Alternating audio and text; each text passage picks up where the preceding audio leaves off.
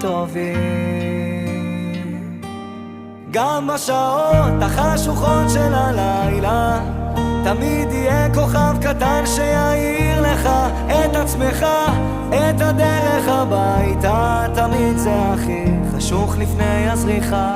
מיליון רכבות דוהרות עד אוסטרליה, מחפש רחוק את מה שנמצא לך מתחת לאף.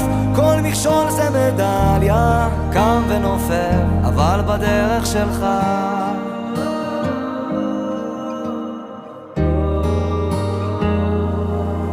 להתמודד עם הפחדים, לקפוץ למים עמוקים, לשחות עד הסוף, להגיע לחוף עד הלילה, להאזין גם לשירים, כי זמרים הם הרופאים הכי טובים שיש למדע להציע.